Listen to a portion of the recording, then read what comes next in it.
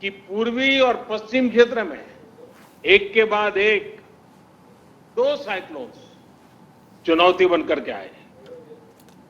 ऐसे तमाम फ्रंट्स पर हम सभी एक साथ मिलकर के लड़ रहे हैं।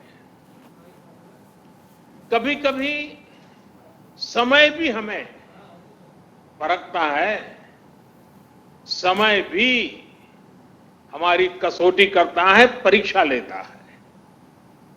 कई बार अनेक कठिनाइयां, अनेक कसौटियां एक साथ आ जाती है, लेकिन हमने ये भी अनुभव किया है कि इस तरह की कसौटी में हमारा कर्तृत्व, हमारा कृतित्व उज्जवल भविष्य की गारंटी भी लेकर के आता है।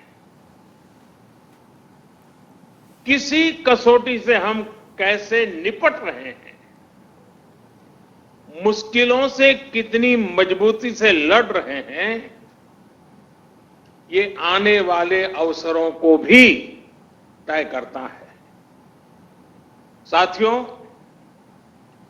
हमारे यहां कहा जाता है, मन के हारे हार, मन के हारे हार, मन के जीते जीत। यानी हमारी संकल्प शक्ति, हमारी इच्छा शक्ति ही हमारा आगे का मार्ग तय करती है।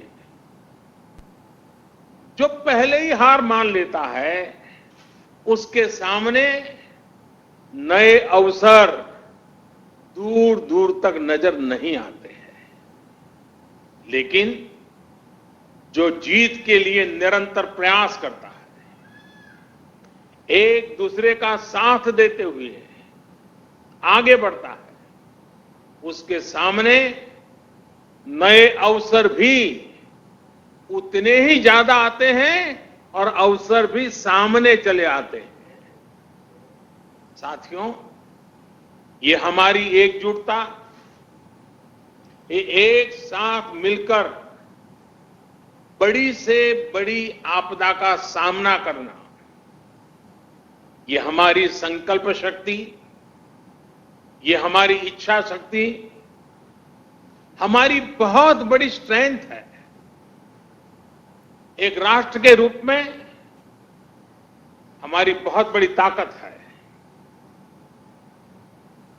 मुसीबत की दवाई,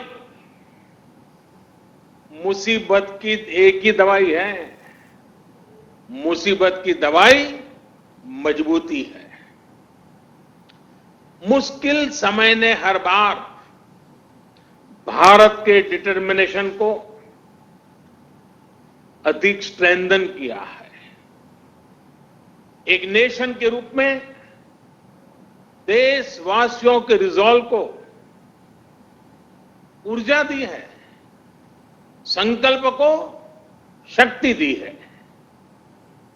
यही भावनाएं आज आईसीसी के आपके मेंबर के चेहरे पर भी और देशवासियों के चेहरे पर भी मैं देख सकता हूं, मैं पढ़ सकता हूं। करोड़ों देशवासियों के प्रयासों में मैं एक नई आशा देख सकता हूं, नया विश्वास देख सकता हूं। कोरोना का संकट पूरी दुनिया में बना हुआ है, पूरी दुनिया इससे लड़ रही है। कोरोना वॉरियर्स के साथ हमारा देश इस लड़ाई में जरा भी पीछे नहीं है। लेकिन इन सब के बीच हर देशवासी अब इस संकल्प से भी भरा हुआ है कि इस आपदा को अवसर में परिवर्तित करना है। इससे हमें देश का बहुत बड़ा टर्निंग पॉइंट भी बना रहा है। ये टर्निंग पॉइंट क्या है? आत्मनिर्भर भारत, सेल्फ रिलायंट इंडिया, आत्मनिर्भरता का, सेल्फ रिलायंस का ये भाव बरसों से हर भारतीय ने एक एस्पिरेशन की तरह जिया है। लेकिन फिर भी एक बड़ा काश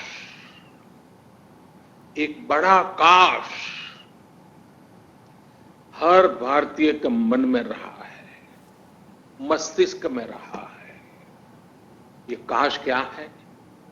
काश हम मेडिकल इक्विपमेंट के क्षेत्र में आत्मनिर्भर होते, काश हम डिफेंस मैन्युफैक्चरिंग में आत्मनिर्भर होते, काश हम कोल और मिनरल्स के सेक्टर में आत्मनिर्भर होते, काश हम एडिबल ऑयल में, फर्टिलाइजर्स के क्षेत्र में आत्मनिर्भर होते, काश हम इलेक्ट्रॉनिक मैन्युफैक्चरिंग में आत्मनिर्भर होते, काश हम सोलर पैनल्स, बैटरीज और चिप मैन्युफैक्चरिंग में आत्मनिर्भर होते, काश हम एविएशन सेक्टर में भी आत्मनिर्भर होते।